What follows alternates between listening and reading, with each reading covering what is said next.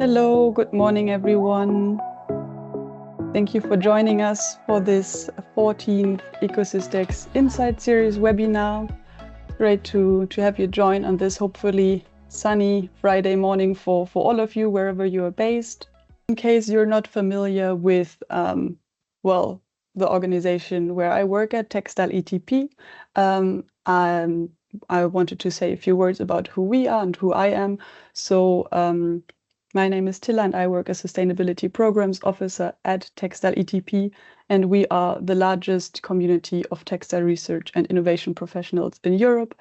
We're a Brussels-based organization, and our objective is to ensure long-term competitiveness of the EU textile and clothing industry through collaborative and market-oriented research and innovation.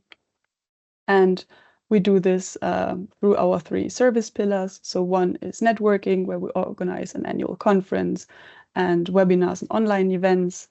Another one is learning activities. So we have 3 different thematic innovation hubs for learning and expert collaboration, and ECOSYSTEX is also part of the learning activities that they facilitate. I'll say a few more words about what ECOSYSTEX is later on.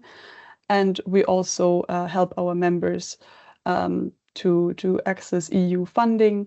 We're a lead organization for the new Textiles of the Future partnership and organize brokerage activities for our members to then form consortia and apply to the calls from the European Commission.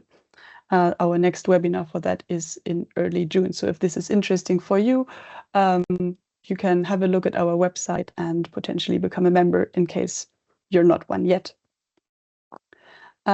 This year is the agenda of today. We're already in the middle of my brief introduction to this webinar. In a moment, we will hear from 4 different ECOSYSTEX member projects. First, from a project called T-Rex, Natalia Mena presenting. Second, from the Waste to Biocomp project that will present their final results, since the project is ending soon. Then we take the questions to these 2 projects in a Q&A, and then follow up with the aligned project. Jurjen Spekreijse will present their results, and the last presentation of today is VERDEinMED, and Valantis Ketikidis will present their results that they have so far, and then we have a second Q&A for the last 2 projects, and then in the end I'll just wrap up and share a few upcoming events with you from ECOSYSTEX and our member projects that might be relevant for you. Okay, so just in a nutshell, what is ECOSYSTEX? Well, I suppose some of you have already joined previous webinars, so you know what ECOSYSTEX is, but in case you're here for the first time, it's always good to know what this beautiful word ECOSYSTEX actually stands for. We are a European community of practice for sustainable textile ecosystem, and essentially a cluster of EU-funded research and innovation projects that focus on textile sustainability and circularity. And at Textile ETP, we facilitate this cluster and bring these projects together to engage in inter-project collaborative activities, engage with EU policymakers, and joint dissemination activities. This community was launched over 2 years ago in January 2023 and is really growing every month. So far, we have 56 member projects. From those, over 350 experts are engaging with the community and come together in different working groups to collaborate, or they present here or listen in these Insight Series webinars. And we also have an annual ECOSYSTEX conference in autumn each year that I'll say a few more words about at the end of this webinar. So with that being said, here on this slide, you can see all our member projects, and here are the 4 projects that you'll hear about in the next hour and a half. And yeah, with that being said, this is the agenda. So now it's my pleasure to invite the first speaker of today, Natalia Mena from the T-Rex project, to take the stage and present their blueprint for scaling textile to textile recycling in Europe. Great, thank you very much for the introduction, Tila. I will start sharing my screen.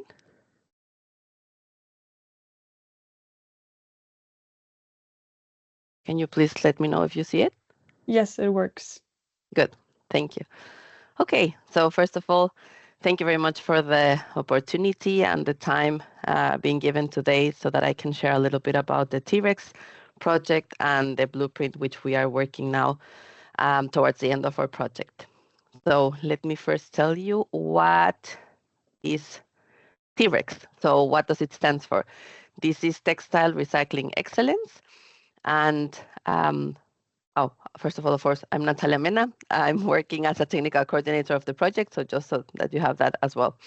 What do we want to achieve with this project? So what we want is to change this paradigm shift from household textile waste into desired feedstock. So nowadays, of course, we want to be aware that we should use our textiles as much as possible. And then once they are non-rewearable anymore, then we want to convert this still into a desired feedstock and not only seen as waste. We had some questions at the beginning of the project, which started 3 years ago. And these were, what constitutes a roadblock today? Can a closed-loop chemical recycling be a business model which is sustainable and also economically viable? And is this model also something that can come in the future and, let's say, be helpful for the textile waste that we have in Europe? We are 13 partners working in this project, and we all have, of course, our different tasks during the project. I'm going to share with you a little bit what we have been doing the past 3 years. And the first part was the collection of the textile waste. We did this in 2 rounds, and we did it in France and in Spain. This was chosen already from the proposal time, and Veolia is our partner who does waste management, and they were coordinating this part. So they did a collection, then the sorting. They also collaborated with other companies who did then the sorting as well. This, of course, was sometimes done manually, sometimes with use of NIR. And, well, we learned a lot about this process, and then also had some analytics being done by the FAU, so the University in Erlangen. They helped us through the supply, let's say through the material flow to check what the material was containing. It is important, of course, also for the recyclers when they receive the material to know what they receive. It's something they can also process in with their technologies. And then coming up to this, the materials we worked with were cotton, polyamide 6, and polyester. And we had, therefore, these 3 different technologies in the scope of T-Rex. Cure was in charge of the polyester, Infinited Fiber for the cotton, and BASF for the polyamide 6. So once these materials were prepared, and this is something that we learned, of course, nowadays we know much more as what we knew 4 years ago when this proposal was written. And at that time, it was thought about, okay, we have the sorting, and then we have the recycling. But there were still some pre-processing and specifically chemical pre-processing needed for the material for it to go from the sorted, let's say, garments or pieces, if it's already shredded by the sorters, to then come specifically into the recycling process. Some of technologies have this nowadays, some not, but this was something that we needed to also include during the project. So once they did the recycling, we get the material, and this material then gets tested again by the University of Erlangen, but then also by the spinners, which will then treat it and then spun it. To do this, we had Linz Textile, so they do the cotton, Indorama do the polyester, and Fulgar does the polyamide 6. They treated this, and luckily we could get some yarns as well to then be tested and then produce fabrics. Also had some fabric testing, and did then demonstrator products. Hopefully you will be able to see the photos of the demonstrator products in the coming weeks. We had a t-shirt, pants for polyamide 6, then some kit for polyester, and then we had also hoodie and t-shirt for cotton products. So this will be coming up soon in our website, so you will be able to see, let's say, the the results from what we did with the whole after the whole value chain was completed. We also had other partners, because I think this what I was talking about at the moment was that what's in the black box in this blueprint, right? So that's where you see the material going through. But there's also very important parts like the data collection.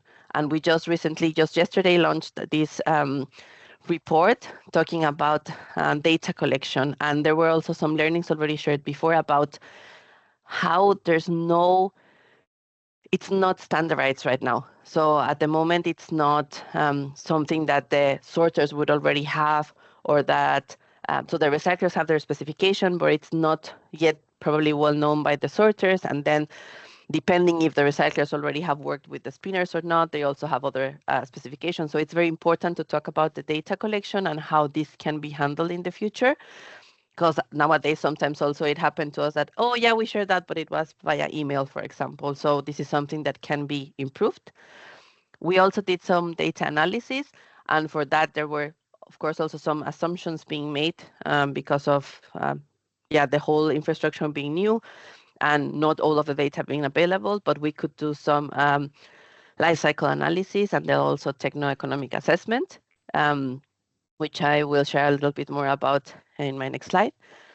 And we also worked with, so for this also we worked with Fashion for Good, we worked with Quantis, we worked with also University, who also helped us with the public awareness. We also, we had events where we also worked with schools, for example, for Race Against Waste, when the children will be aware of or make aware of what this means, what's chemical recycling, and how can our clothes and what we generally use can be later on, let's say, come to a second use after it cannot be rewearable anymore.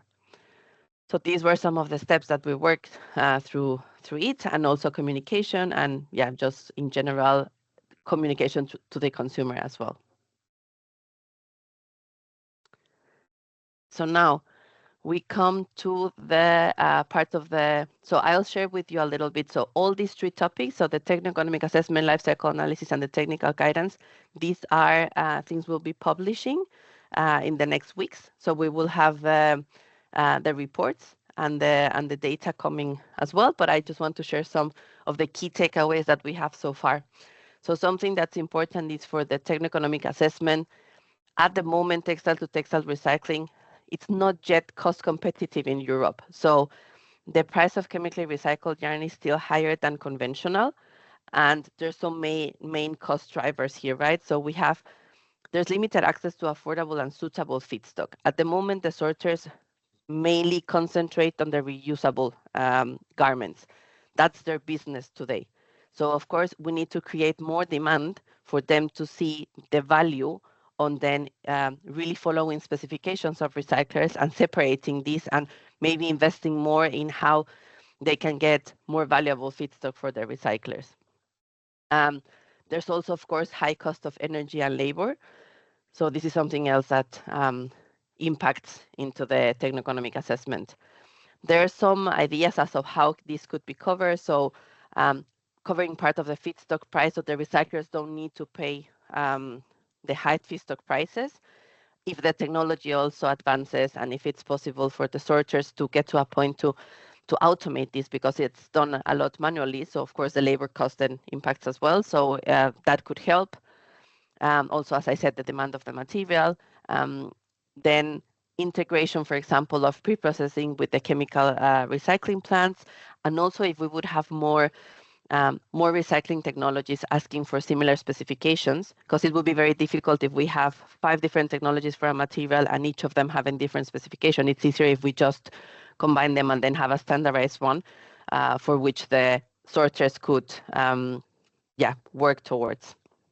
We also have the life cycle analysis, and there something we've learned is recycling of textiles has the potential to reduce the environmental impact associated with fiber production.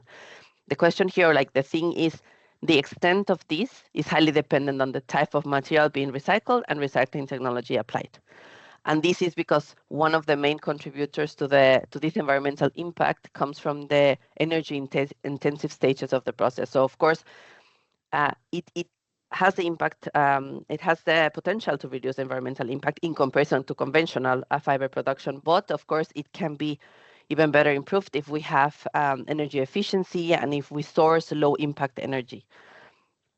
And also something else that was shared by our partner Quantis, who were working in the LCA report, is that business models for a future-proof circular supply chain should focus also on longevity of their products, on durability of their products, recyclability, of course, but all the time it's important to take into account these efficient processes along the whole production chain.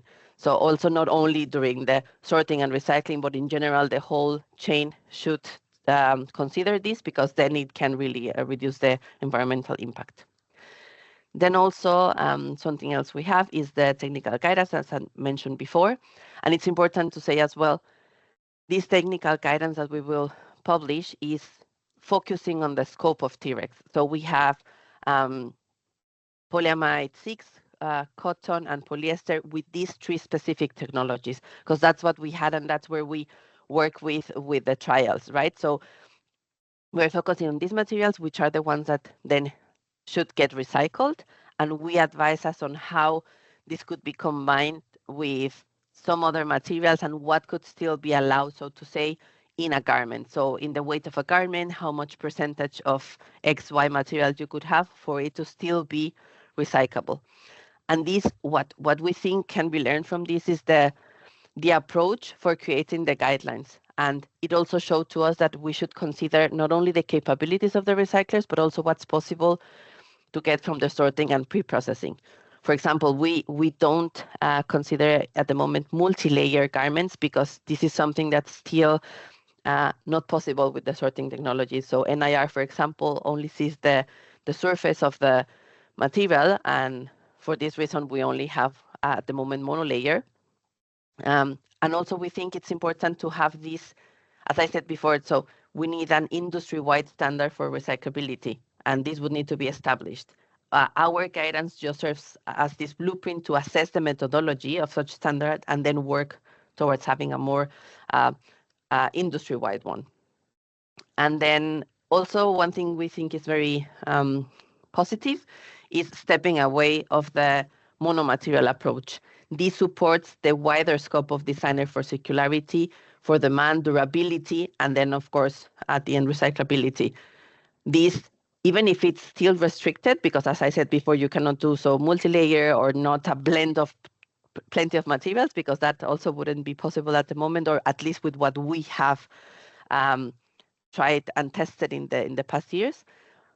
But at least, for example, if you would have a cotton hoodie and you say, okay, but you want a draw cord and it's of polyester and that's more durable, and that's also pricely for the brands, for Adidas, for example, better to be used here if the percentage of material of this garment is still okay. Or in this case, a draw cord anyhow is a hard point, which will fall off during the sorting stage, then it's also something that can be used. So I think it's more about the approach and how we approach it. We are very excited to be publishing this very soon. Hopefully you can go and visit our website and also have a look into our reports, and also get in contact with our experts if you are keen on understanding more about the numbers of the reports, or also how this was approached.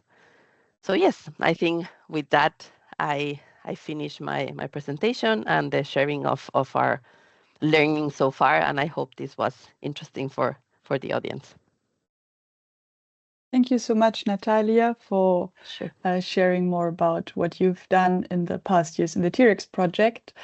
While I invite now everyone to type their questions to Natalia in the chat, you can have a think about that. And in the meantime, I'm inviting our next speaker, Helena Vilaça. I'm sorry, I'm definitely not pronouncing that right, but to take the stage and present Waste to Biocom's final results on shaping the future with bio-based materials. Well, thank you, Tila. You pronounced correct the name, Helena Vilaça. Yeah, that's right. So I'm going to share now my screen. Now, So, Perfect. now, so to start, I'm, as you said, Helena Vilaça. I'm a technical project coordinator of Waste Biocamp. I work at CITEVE. For those of you who do not know, CITEVE is the technological center for textiles in Portugal.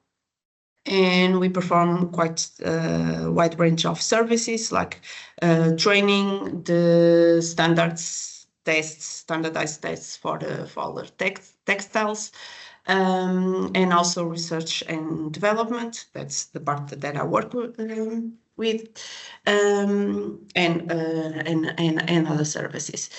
And in here, CITEVE was the project coordinator, so I'm going now to start to present Waste Biocamp final results. So to start with, what was Waste Biocamp? So this was a project from our in Europe. It started in 2022 with 36 months of duration, so it ends now in May, this month. We are really in the finalizing everything of the project. It involves 13 partners from Europe. It has a structure divided by 9 work packages and involves 3 value chains, as you are going to see in more detail. So, as I said, consortium involved 13 European partners, which included 5 SMEs, 3 large industries, and 5 research entities. This divided by 6 countries, or coming from 6 countries: Portugal, Spain, Germany, France, Italy, and Switzerland.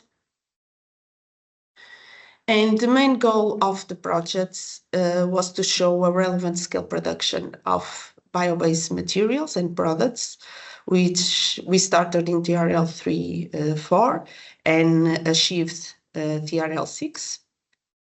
Which is a validation of the demonstrators in a relevant scenario, and this production of these bio-based materials is as alternatives to traditional fossil-based materials, which, as you know, are the ones mostly used still, and using innovative manufacturing technologies. But in a closed loop approach. So we cover all of the value chain from the raw materials, processing the materials, their end of life, and reusing them again in the process. So as I said, we involve 3 value chains. So we develop materials for textile, footwear, and packaging. And these also covered by inkjet printing. The structure with the 9 work packages that I mentioned. So we have the 6 first work packages, which are more technical, which include in work package 1 the development of, let's say, the precursors, which feed work package 2 and 3, where we apply these precursors to develop the materials and develop the manufacturing technologies. Then in work package 4, we join everything to develop the final demonstrators and validate them. And work package 5 covers the end of life approaches, while in work package 6 we analyze the toxicity aspects of our materials, sustainability, namely through LCA, and also made a regulatory assessment of the materials. We also have 3 horizontal work packages that cover all of the timeline of the project related with dissemination, communication, training, and exploitation, and also project management, and of course ethics requirements. The concept of the project. So, as I said, starting with the raw materials, we apply different organic waste, carbohydrate, and recycling sources, natural oils, proteins, and different renewable carbon feedstocks.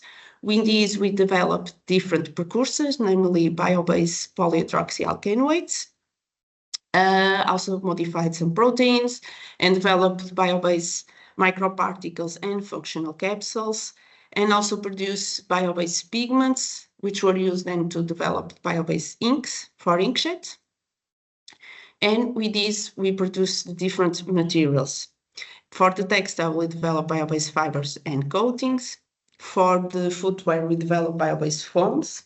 For the packaging, developed flexible films and rigid composites. And then in inkjet, we develop different printed substrates.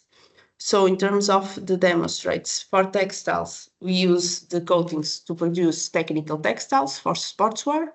And also using the inkjet, we develop different fashion garments printed with the bio-based inks.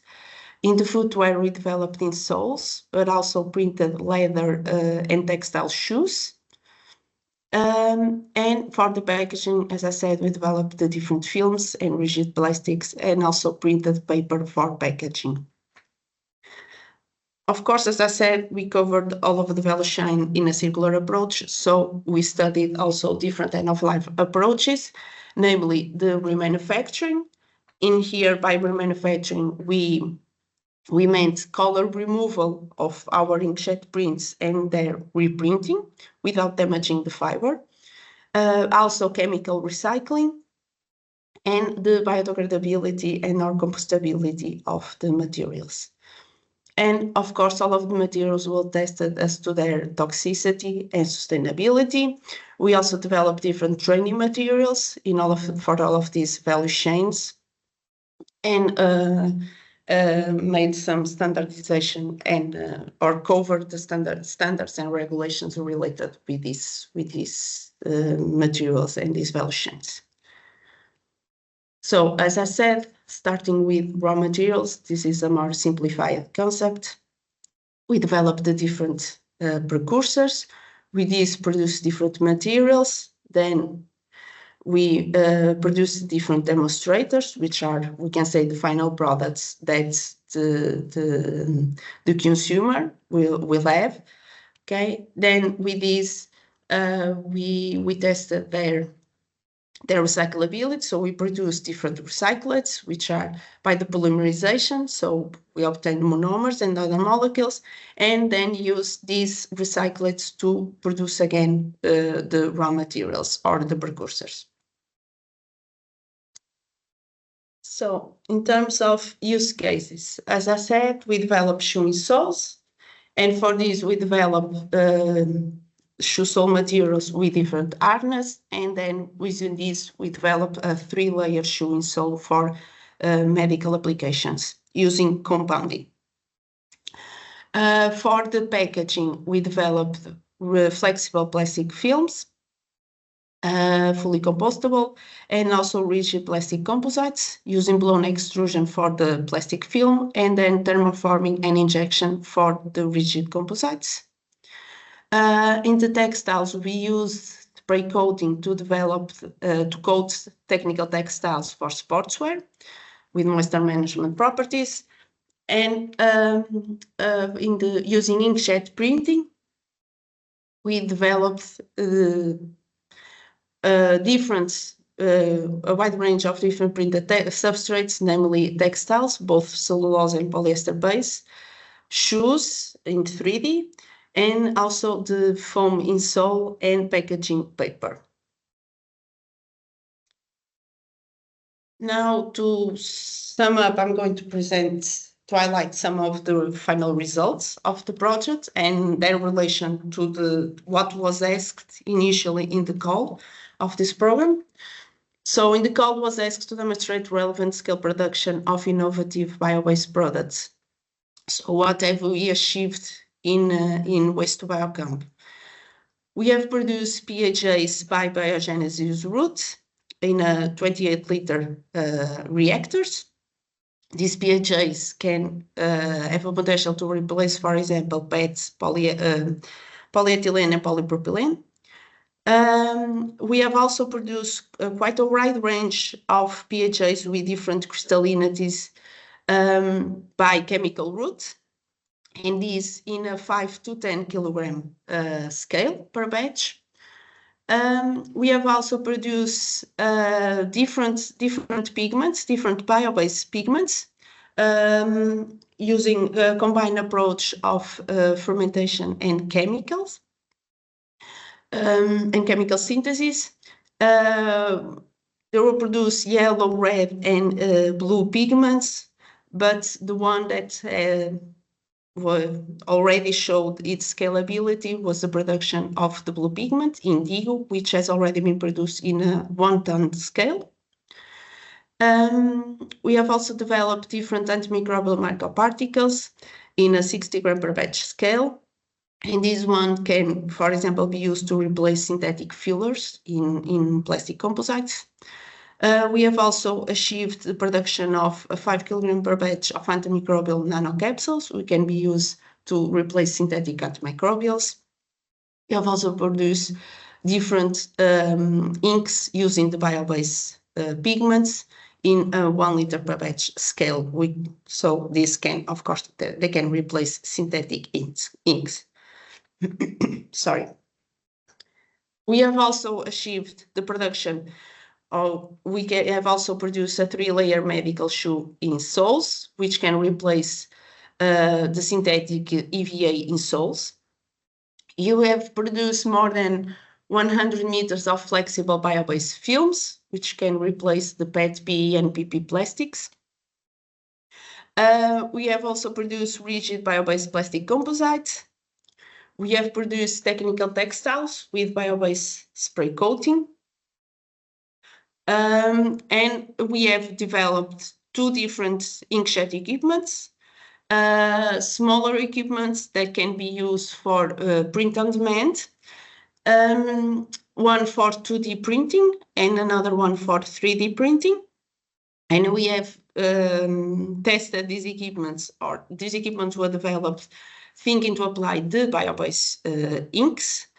And they have been testing with this and they work perfectly. So,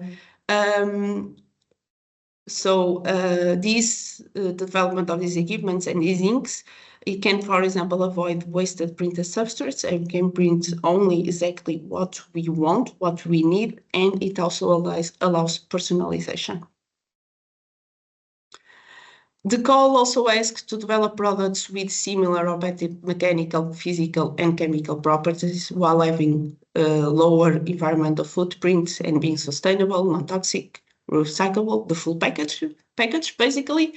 So what have we achieved? We have achieved materials for the different value chains with properties quite promising.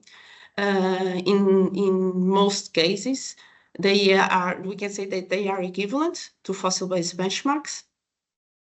Here is just an example of some color fastness of our inks. These materials, for example, the production of the polyhydroxyalkanoates in the process used in the project has shown to have lower environmental impacts than fossil-based alternatives, as we can see, for example, for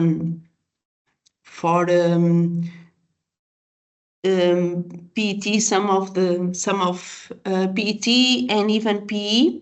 As you can see, one of the PHAs produced in the project, that's the second column on the graphic. It has a lower impact than, much lower than the PHA in the literature. So it's the PHA that is commercially available now, and also some of the fossil-based plastics that we currently use.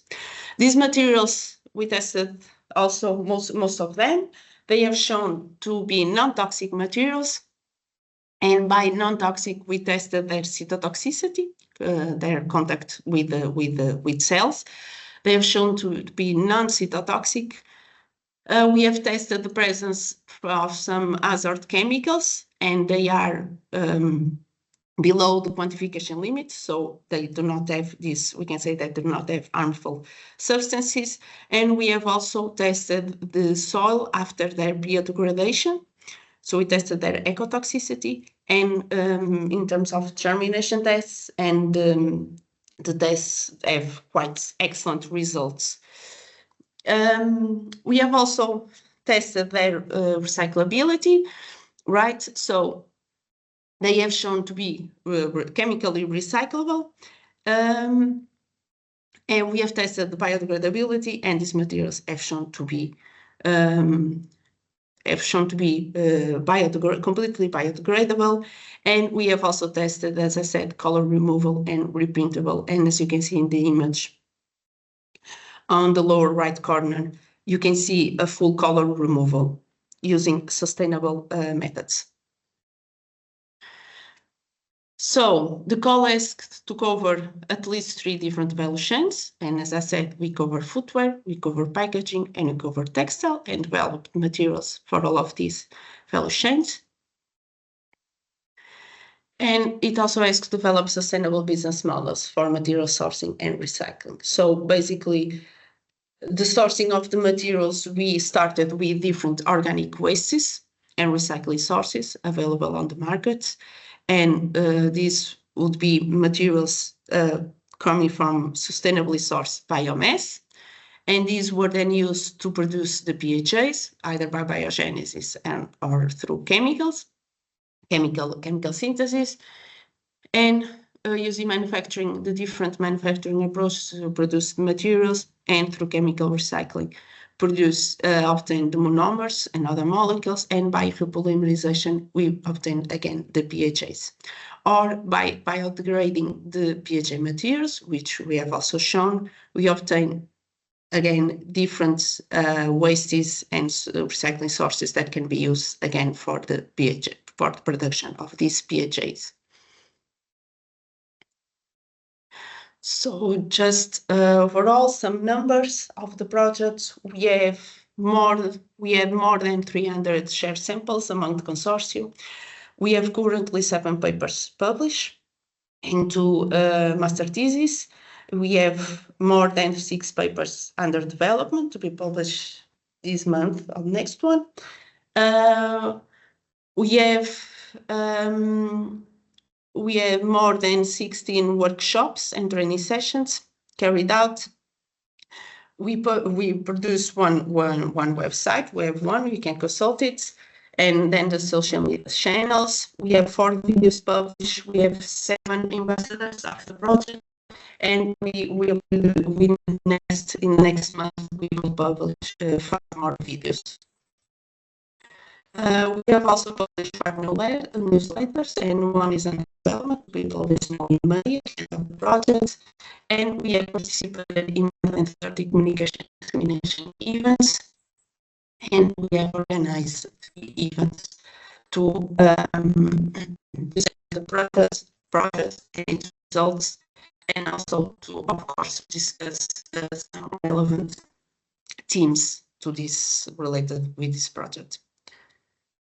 So this is just some photos from our final event. We had it last week in Brussels, where we presented not only the results of the project, and we had a showcase of the demonstrators developed, but we also, this photo here of this group, this is the group of the Biomatters cluster. This was a cluster formed with the 6 projects that were approved in the same call. We joined and formed a cluster, and this final event was not only for Waste Biocamp, but for all of the clusters. So we had presentations of the results of all of the 6 projects. And of course, this is just some photos of the working force, some of the people involved in the projects, and the ones that made this project possible and to have all of these results to present. So thank you very much for your attention. Hope it was interesting to you. And any questions, you can put it now on the Q&A session. Thank you so much, Helena. Very interesting presentation and a lot of work that you did in the past years. Impressive to see. As you said, now it's time for the first Q&A. So I invite Natalia also to come back on stage, basically. And I'll start with the 2 questions that were addressed to you while giving the audience more time to think of more questions. So Joao asked, were the garments always shredded? what about impurity materials like metals and polymers other than PET and PA6? How did Veolia filter them out? Yes, thank you. And thank you for the question. So the garments were, yes, either shredded, cutted, so brought to a position where they could take these impurity materials, and they were done in different ways depending on who the collaborator was who was working with Veolia, because Veolia didn't do it themselves, but they also worked together with other partners of them. And then they would, if they would do it manually, they would then take, let's say, impurities. If it's like a hard point, take them out. If it was shredded, as also some other had these technologies where you separate with weight. So depending on the weight of the material, it can be then separated. So that was also another way they would do it. And then how did Veolia filter? Yeah, I think this is how they could filter them, especially metals and things that are hard points is the ones that you can then separate already before sending to the recyclers. Okay, thank you. And the second question, also addressed to you by Ligita, is there a technology developed for recycling blends of polyamide or polyester with elastane? Many fabrics contain elastane in composition, as you know. Yes. So more than the technology is more how much can the recyclers, and specifically I speak about BASF and CURE because these are the ones that we work directly with. So in our technical guidance, you will see the percentage as of how much they accept in their feedstock, because they are capable of having it in their recycling process, but it doesn't mean that they will recycle it as well. It will still be a contaminant, but they can cope with certain amount of elastane in their feedstock. So that's the question. They can cope in these two technologies with having some percentage of elastane within it, as well as the cotton material as well. Okay, thanks for answering these questions. So anyone in the audience, if you have more questions to Natalia, now is your moment to ask them. In the meantime, we'll go to you, Helena, to ask the question by Hatice. Well, congratulating you for your insightful work. That's nice. Saying, I might have missed it. Did you produce textile yarn from PHA during your project? If yes, could you clarify which method you used? Also, what challenges did you encounter while producing PHA garments? Yeah, actually, we tried. That was our initial goal. It was to produce fibers using the PHA. We tried through the spray technology, but we could not produce any kind of fibers using the spray, at least the spray that we have available. Then we also try using wet spinning. We have been able to produce fibers using the wet spinning, but we always needed to use organic solvents, namely chloroform. That was the only solvent that you could use to produce fibers with properties, with acceptable properties. So we basically put that aside because, of course, we do not want to use chloroform. That's one of the problems with these PHAs because they are basically only solvable in chloroform. So then we needed to change our approach, and we apply these PHAs by a spray coating. We develop different coatings. Okay, thank you. Going right to the second question to you by Dorothea. What actions did Waste to Biocom do in terms of standardization and regulations? Okay, so basically we followed all of the standards and regulations that related with the bio-based materials and recycling and so on. And just to make sure that all of our developments were in line with these standards and regulations. And for example, in terms, because in the middle of the project, we had that restriction from REACH related with microplastics. And it also covers our materials because, for example, not only the PHAs, which they are bio-based, but they have some chemical modifications, so they immediately they follow under this restriction, and also the microparticles and the nanocapsules and so on. So, for example, in that case, we put a question to our project officer. We develop a letter explaining all of this situation and try to have some clarifications from ECA, and then the project officer carried that to more people more involved in this. But we didn't have received any answer so far. But in the meantime, ECA has already published quite extensive explanation of this restriction. So we are analyzing everything to see that to make sure that we are in line and make the proper tests to show that if we go to the market with these materials, we are in line with these restrictions. I see. Thanks for your answer for that one. And there was a third question to you in the chat. Have you tried using any biomass-derived C5 or C6 sugars?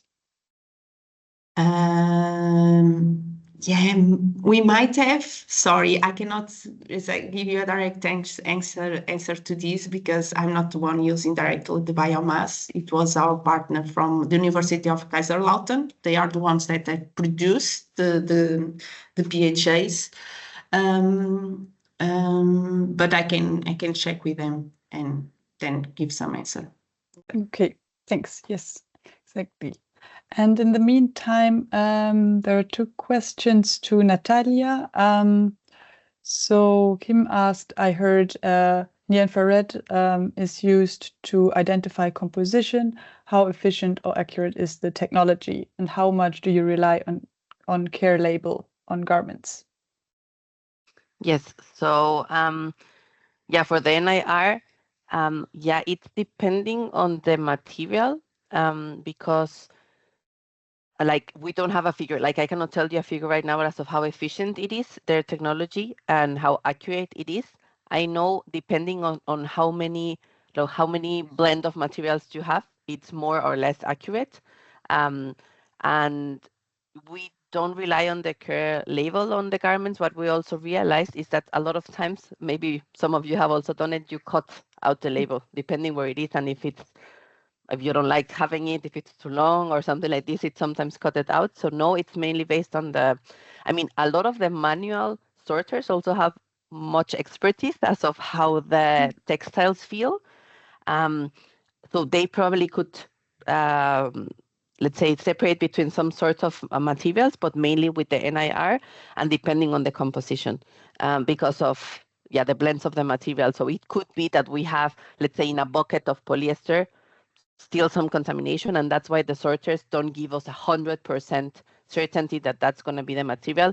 Also because there might be some other materials like elastane within the yarns which you won't be able to identify. So it's, let's say, from the volume, they try to give you as much accurate the purity of the material as possible. So let's say 95% could be possible, but yeah, it's no, I cannot say right now a specific number as of how reliable it is.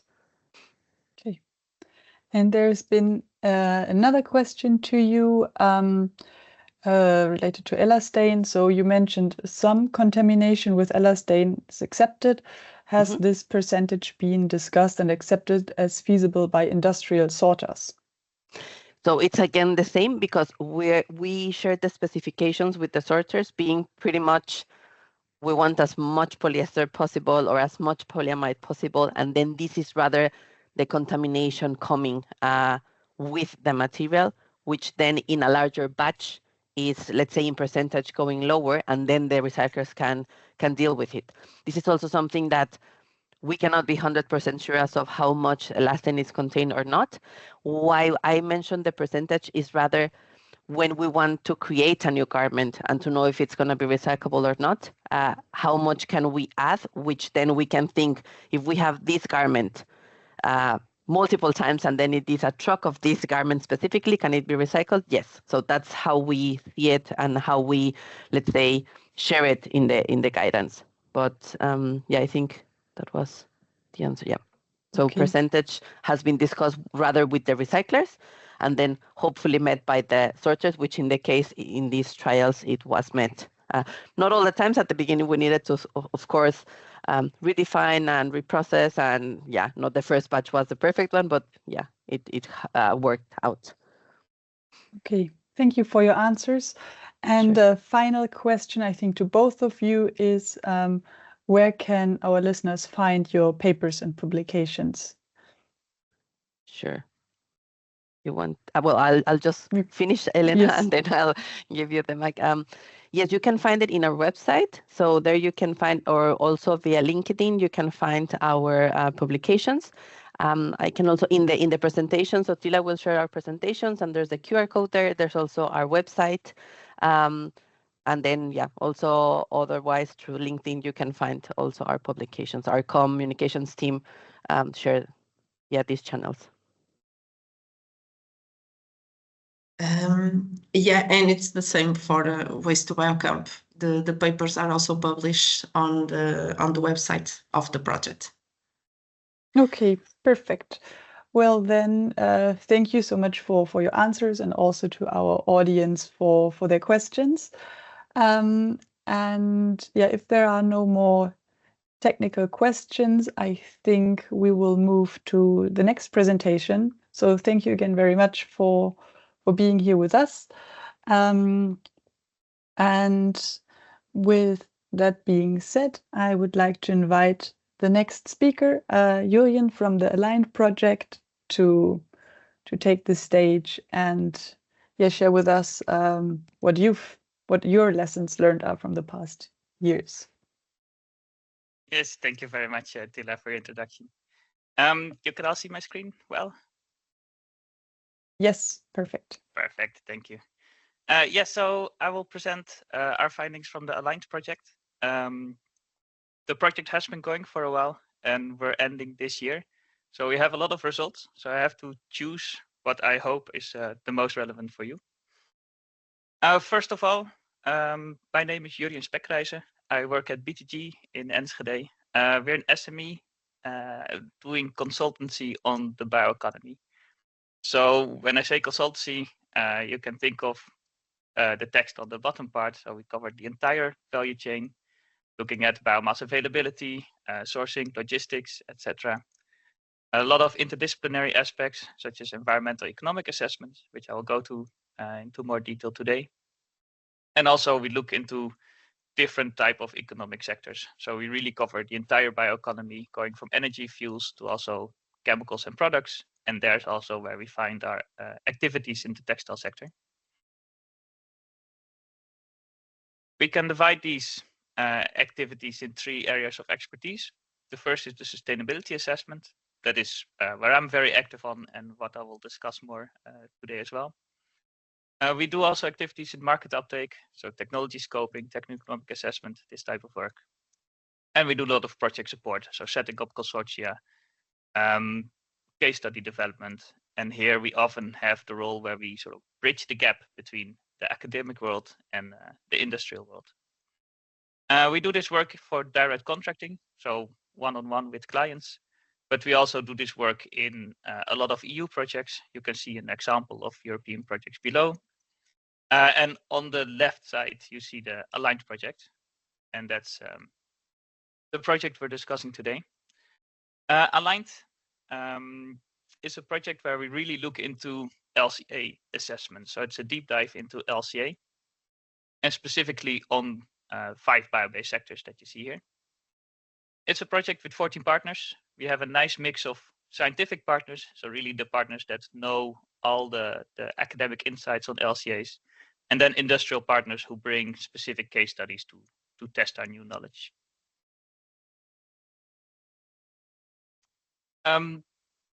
What we do as an output is we mostly develop models and tools that will further help LCA assessments. We do this in an iterative approach. So we make the tools, we test them out, we further improve them to harmonize them. I'll go into a specific case study on the textile soon, so that will make things more clear, I think.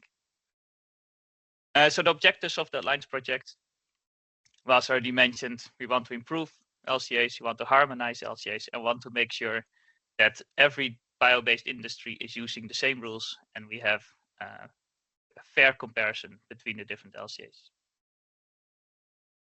We of course test these LCAs, our methodologies, to see do they actually work on specific case studies. So we have 5 case studies, 1 in each of our bio-based sectors. And then, of course, this involves a lot of communication with stakeholders. We had a lot of webinars, discussions. There's still some ongoing, so you can still sign up for some webinars that are coming up to make sure that what we make in the project is also relevant for the stakeholders in the sectors.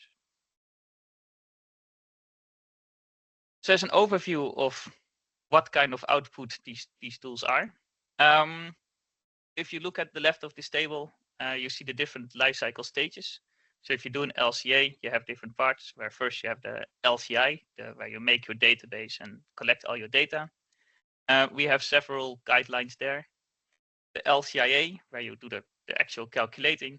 And then at the end, we also have an uncertainty assessment. And we also looked at in socioeconomic impacts.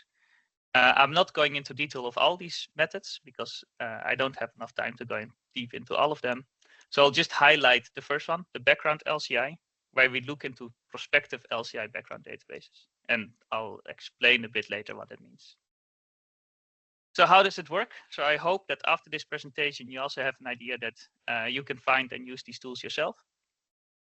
So to use these tools, you first need to obtain the tools. So where do you get them?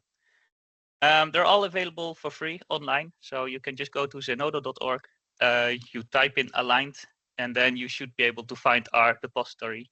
And in this depository that you see on the screen, you can find all our guidelines, all our tools that you need for the assessments that I showed in the previous table.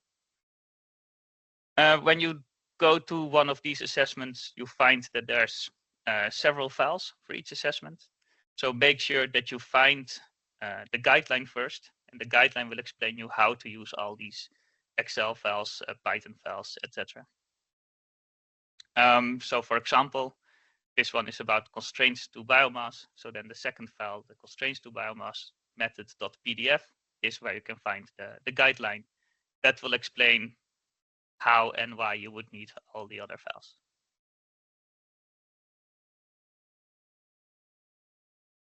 I'll explain how to use these guidelines using a specific study. Of course, we're doing the textile-based study. This is the Dr. Green technology. Dr. Green is a recycling technology developed by Utexwell. Centexwell helps with the technical improvements, and it's on recycling of hospital workwear. So how that works is you see the value chain on the screen. All the way on the left, we start with collecting the hospital garments. The hard parts and colored pieces are removed, mostly manual labor. And then the cloth is sent to Utexwell, who does all the recycling processes to make the new garments, which are then used and then discarded at end of life. There's some rPET, so recycled PET, coming in, and some organic cotton coming into the system. So this is our value chain, and we can do a standard LCA on this value chain. I won't go into the process there because I want to focus on this prospective LCI. So prospective LCA, it means that rather than looking what would be the impact of this value chain now, we actually want to know what is the impact in the future, because this technology is still under development. It might go on the market only in 2030, maybe 2050. So it makes no sense to look at the environmental impacts now. We want to know the environmental impacts when it is rolled out into the market in the future. So for that, we need to do what's called a prospective LCA, and we need a prospective LCI background. So for that, we have, of course, our guideline, and the guideline explains how we can use Premise. Premise is an open source Python-based model. And what this model does, it changes your background data set. So usually people have something like EcoInvent that gives you all the data on what's the impact of electricity, what's the impact of your transport, this type of impacts. And what this Premise does is updates all these impacts into future scenarios. There are different scenarios available because, of course, we don't know exactly what the future will look like. So there's different positive and or let's say optimistic and less optimistic scenarios for the future. I show you two examples on the screen. I realized that it's the color coding is difficult to read, but the idea I think is clear that some assume that we use more sustainable energy and some assume that we still use more gas and more coal-powered electricity, for example. Do keep in mind that these changes are limited to power, so electricity and fuels.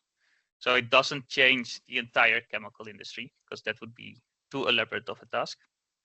But it does already give quite a good insight in what the impact should be in a future scenario.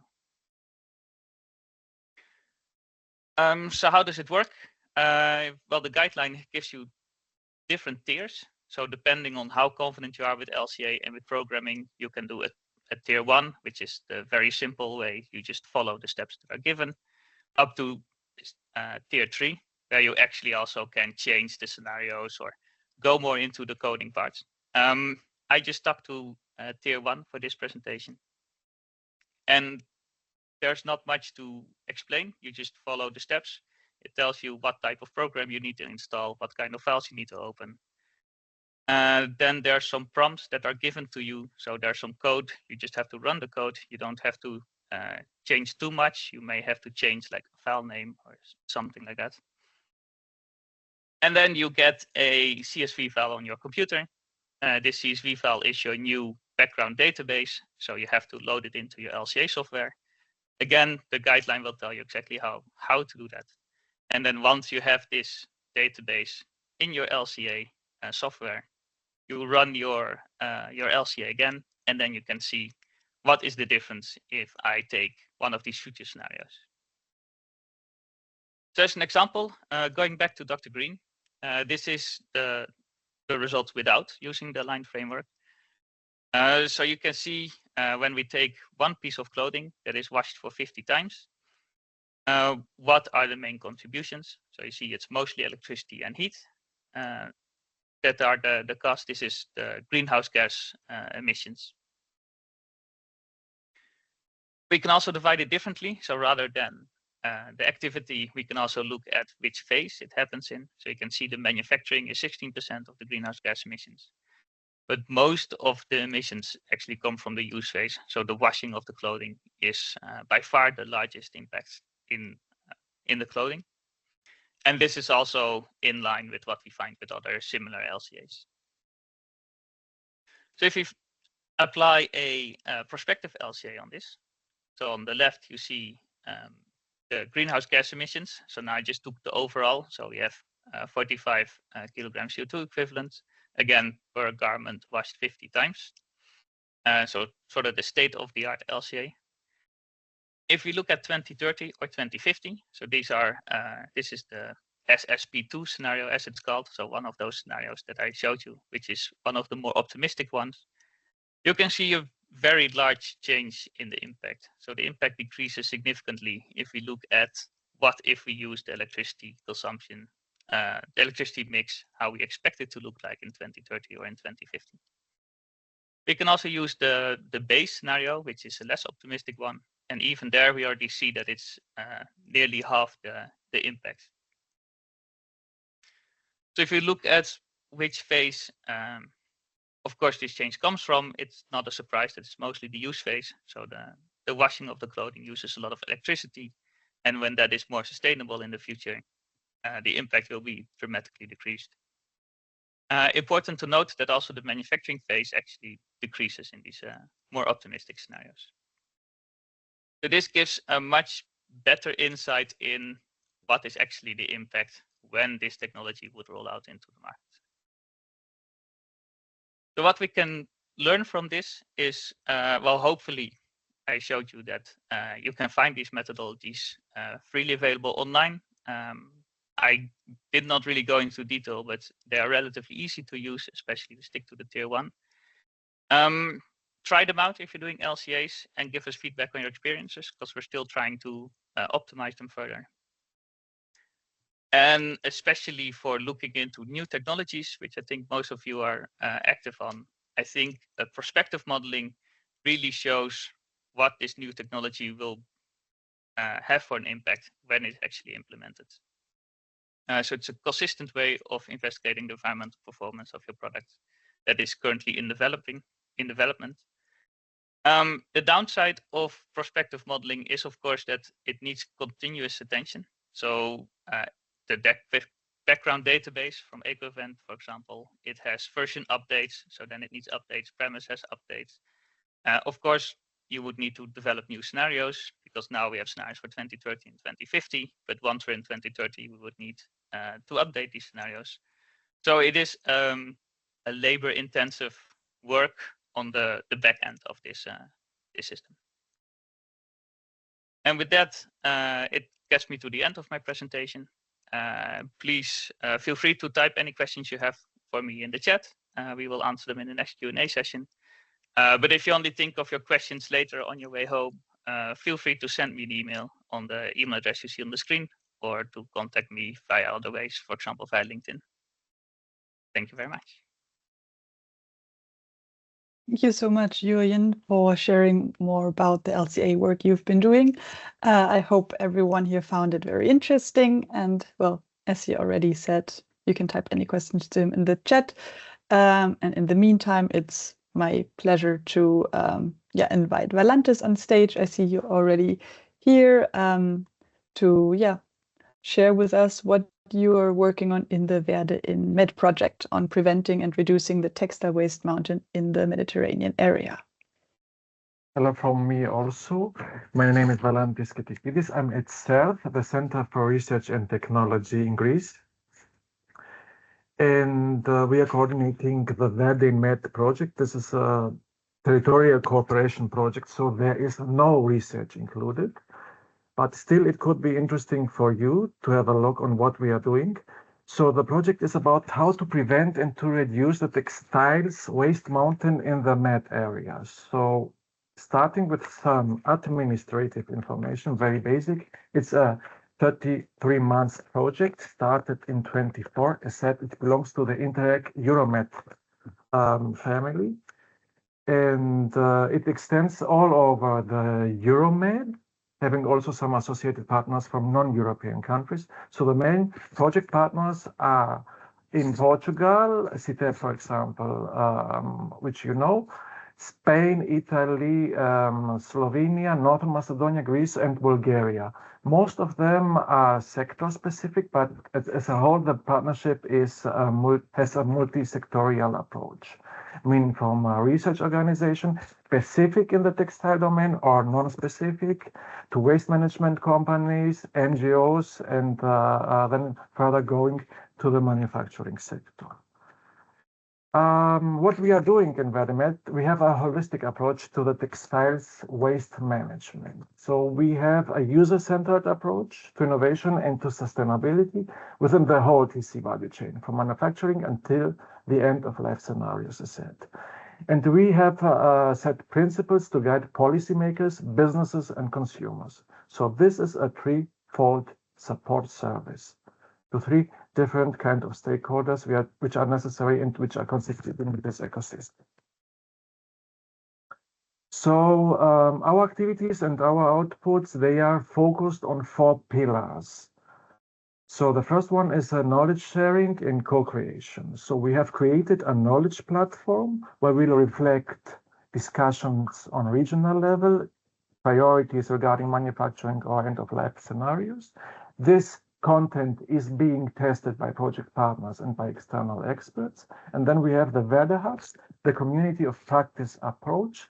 So each country has its own hub where we have a co-creation of solutions to dedicated problems. Of course, each hub is being reflected on this knowledge platform.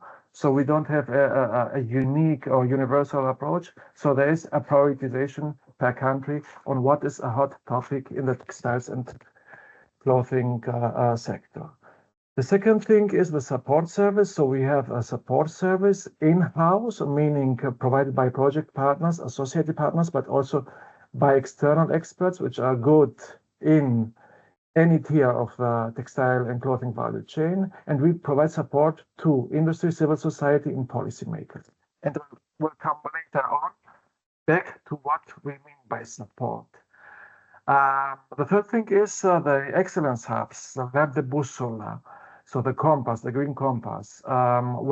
We consolidate all results and all outputs in one entity, a single entity, which is the framework for the establishment of excellence hubs in the textile waste management. So we have the Verde hubs, we have the knowledge platform and the support service, and everything will be consolidated as one entity, a framework to build an excellence hub in our MED countries. And the last thing is our own strategy for textiles and clothing, meaning on a regional, on a local, regional, or even national level, depending on the country. Project results will be taken up with an evidence-based character, meaning it's not just copy and pasting around what ECOSYSTEX, for example, is producing. No, we have our own hubs, we have our own knowledge platform. It's not research-oriented, but still there is a community of practice. There are people, experts involved who are prioritizing and who are mainstreaming the project results. So in a nutshell, this is what we are doing here.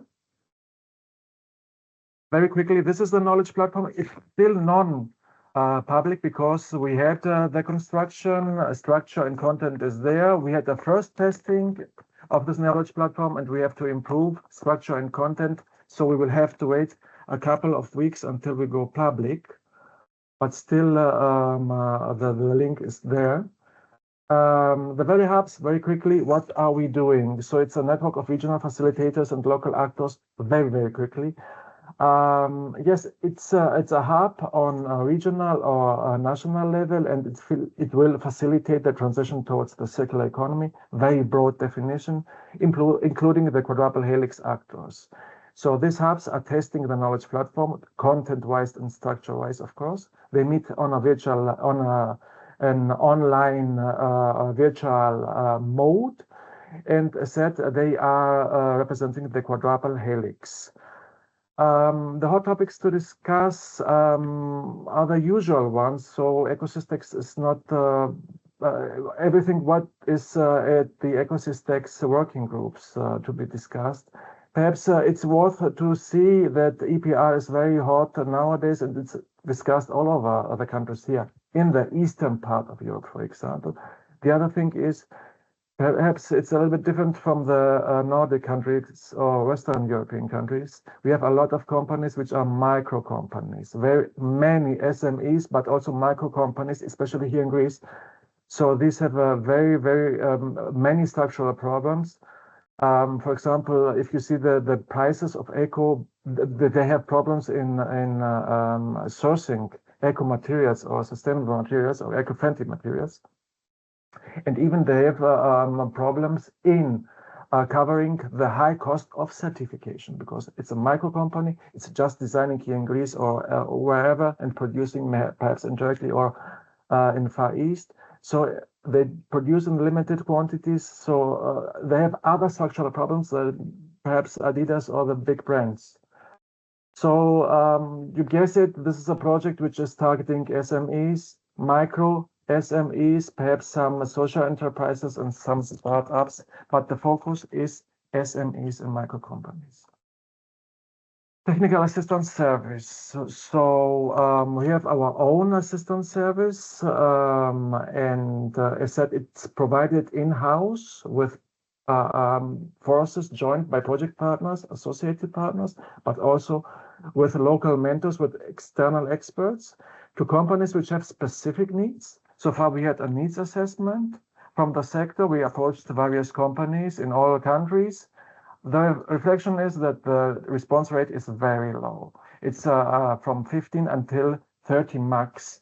So you will guess it also that companies are not really used to work in project-based environments or to receive any support from projects. So this is something we could improve and to work more in this domain. As said, we will have local mentors, experts, which will respond to specific needs and provide a tailored support to companies, especially SMEs, as said. And the mode of provision, the modalities could be webinars, face-to-face meetings, group workshops, or remote mentoring sessions, depending on the problem and depending on the need. So right now we are in the second phase of this technical assistance service. So we are in the selection phase of our external experts, these local mentors, as said, and we will identify then through a call to action companies which will respond to specific support, to the specific support service providing us their needs description. So the other support service is to consumers. So a bunch of consumers will be involved. They will participate in surveys regarding their consumption habits, and then they will take part in a follow-up activity conducted in living labs. And today is the first living lab in Thessaloniki, so there is no resume regarding this activity here. But consumers, as said, will be involved through ordinary surveys about their consumption habits in living labs. And this is an example of what we will present in a living lab. So it's in principle the air strategies applied. In Greece, it's rethink, repair, it's rethink, reuse, and repair. And they will be accompanied by study visit to relevant companies, either if this is a circular and sustainable manufacturing, or if this is recycling, upcycling, or downcycling, depending on the regional context. The last thing is a communication campaign which will be implemented in every country. So we have videos produced informing consumers and the civil society about their environmental costs of fashion choices. So again, people will be informed and interviewed on the street, outside of shopping malls or fast fashion shops or second-hand shops, whatever is deemed necessary in order to have a holistic approach of the textile waste management. And then we will involve also young people, adults, and families in this communication campaign. The first ones have been already produced. If you tag the project VERDEinMED on LinkedIn, you see the videos on from each country. The VERDE Academy, this is the last pillar of this project, or the last specific objective, let's say. So this is the community of practice. This is our own community of practice. So in each country, we have, on a country level, we have the VERDE hubs, but on a consortium level, on international level, we have this VERDE Academy. So a community of practice where all project partners, and especially the public authorities and the policymaker, they meet and they exchange thoughts and reflect on specific problems. So we have here waste management authorities, policymakers on a regional and national level, the responsible bodies for the collection of the waste, and license authorities, or even charity organizations, since social innovation is very important if we are talking about textile waste management. So the first VERDE Academy was took place in Spain, in Malaga. Very quickly, and this will conclude my presentation today. So we had public bodies responsible for policy making, and textile waste management there. So it was a collaboratively approach to discuss and to develop policies aimed at reducing the textile waste. So we had group discussions, and then you see here what was discussed on that day.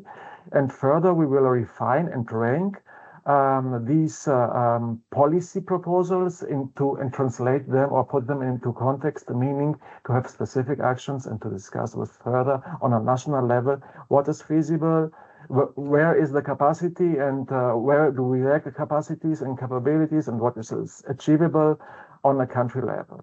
So again, you see here policy recommendations regarding education and awareness, sustainable public procurement and fiscal incentives, very important.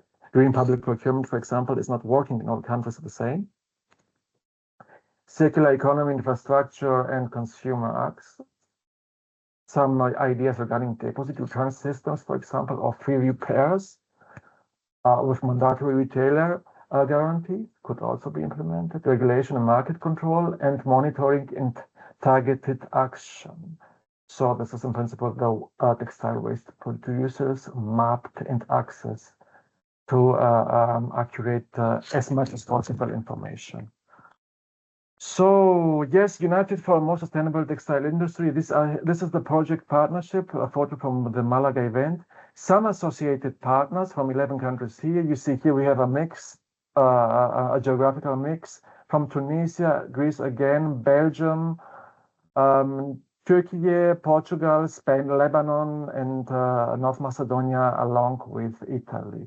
So again, it's not only the project partnership which has a multi-sectorial or multidisciplinary approach, it's also the associated partners which are participating. So you see here, it's producers, but it's also networking organizations in Brussels on reuse, for example, or it's also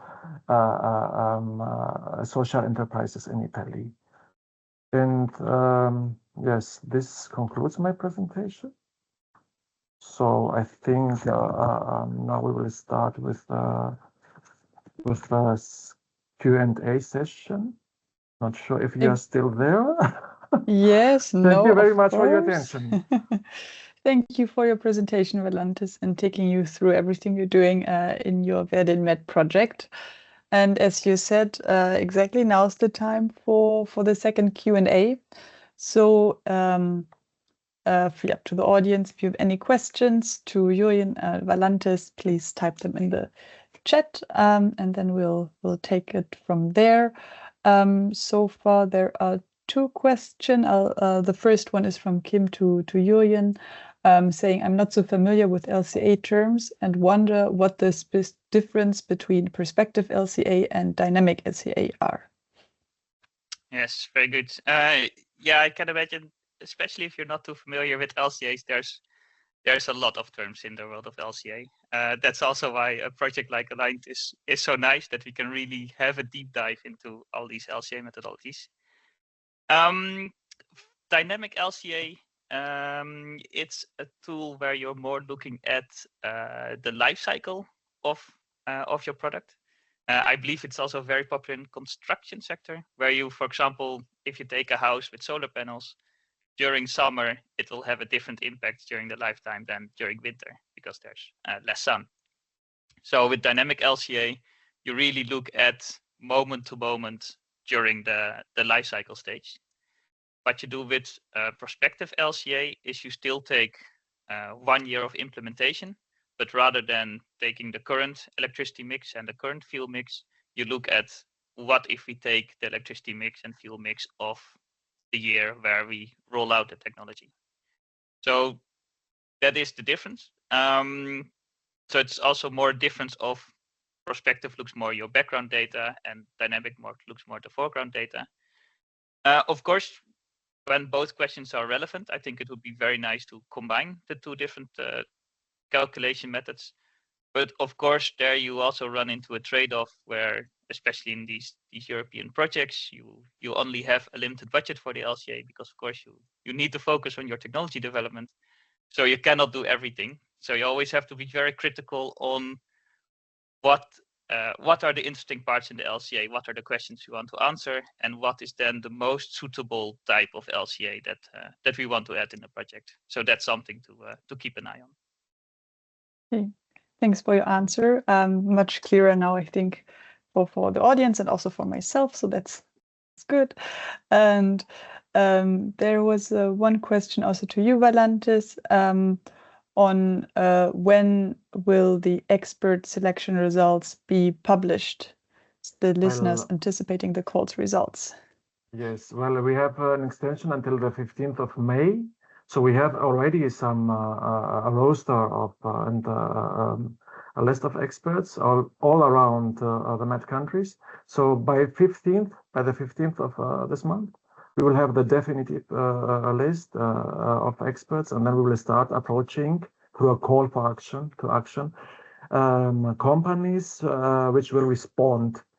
Which will respond with specific needs in order to have this matching of expertise and assessment, let's say. Okay, thank you. And there has been a second question to you, Jurjen. Is it possible to play with the length of use? Is it very much affects the outcome? Question mark. Short answer, yes.